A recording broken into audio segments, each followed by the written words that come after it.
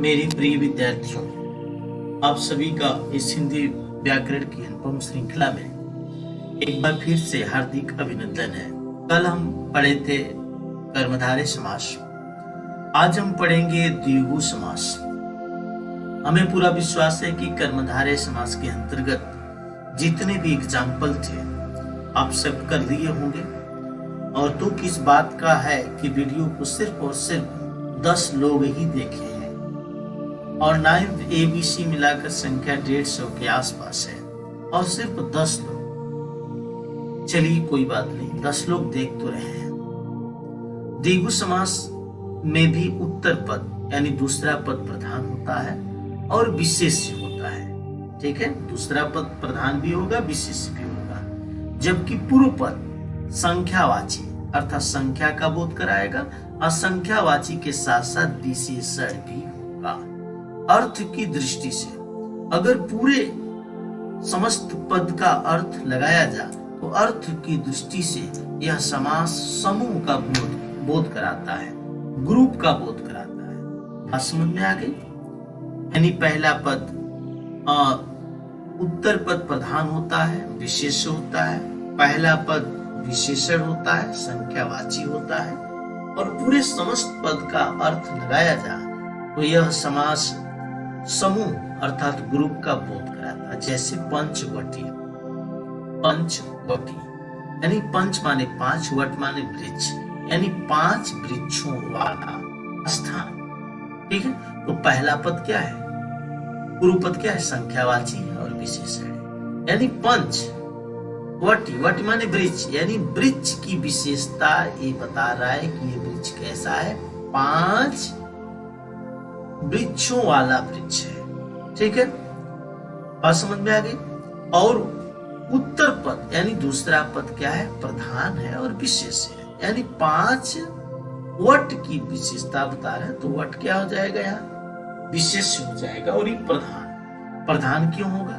क्योंकि वृक्ष की विशेषता, अगर वृक्ष न होता है तो पंच का मतलब 5 ही होता है, तो वृक्ष इसमें क्या है?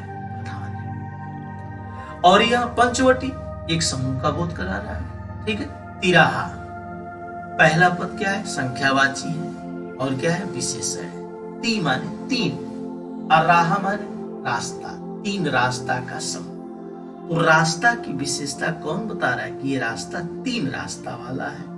ठीक है, और तिराहा से किसी समूह का बोध हो रहा है। उसी तरह शताब्दी, सत माने 100, अब्दों का अर्थ होता है वर्ष यानी 100 वर्षों का समूह। ये तो आपको ये जानकारी रखनी चाहिए, रखना पड़ेगा कि सत माने क्या होगा, अब्दों माने क्या होगा। ठीक है, तो 100 क्या है? संख्यावाची पहला पद है, संख्यावाची के साथ ये विशेषण है क्योंकि वर्ष की विशेषताएं बता रहा है, 100 वर्षों का समूह। राइट, उसी तरह चौमासा, चौ माने 4, मासा माने मास, महीना, मासी यानी 4 महीने का समूह। ठीक है, तो चौ माने 4, ये संख्यावाची है, विशेषण भी है। ठीक है, और मासी यानी मास, महीना, महीना क्या है? प्रधान है क्योंकि इसी की विशेषता बताई जा रही है, ये विशेष भी है।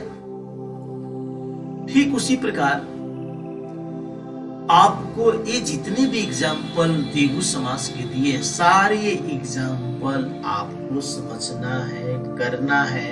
न समझ में आने पर आप हमसे व्हाट्सएप के माध्यम से संपर्क करेंगे और पूछने का प्रयास करेंगे। इसीलिए द्विगु समास पढ़ा रहा हूं, सिर्फ द्विगु समास, ताकि अन्य भी आप करें एग्जाम्पल और उसमें आप समय दे सकें, क्योंकि सारे सब्जेक्ट आपको पढ़ना है। कुछ मैं बता दे रहा हूं, अष्टाध्यायी 8 अध्यायों का समूह। ठीक है, पाणिनि का ये व्याकरण है। 8 पहला पद संख्यावाची, चतुर्भुज, चतुर माने 4, तिरंगा, त्रिलोक, दुराहा, दु माने 2, 9 माने 9, षड माने 6, अष्ट माने 8, चतुर माने 4, चतुर माने 4, त्रिवेणी, त्रि माने 3, दीव माने 2। ठीक है, गु माने गाय, 9 माने 9, पंजाब, 5 आबों का समूह, यानी पंजाब में 5 नदियां हैं, ठीक है, इसलिए इसको पंजाब कहा गया है।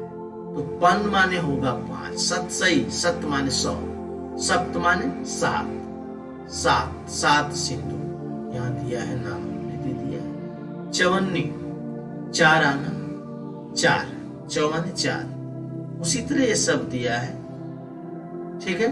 इसको आप समझने का प्रयास करेंगे परिभाषा के अनुरूप। पहले परिभाषा समझिए, उसके बाद ये सारे एग्जाम्पल करने का प्रयास कीजिए। तो हिंदी व्याकरण की संपूर्ण श्रृंखला में आज बस इतना ही। कल हम लोग पढ़ेंगे बहुब्रीहि समास। जय हिंद, जय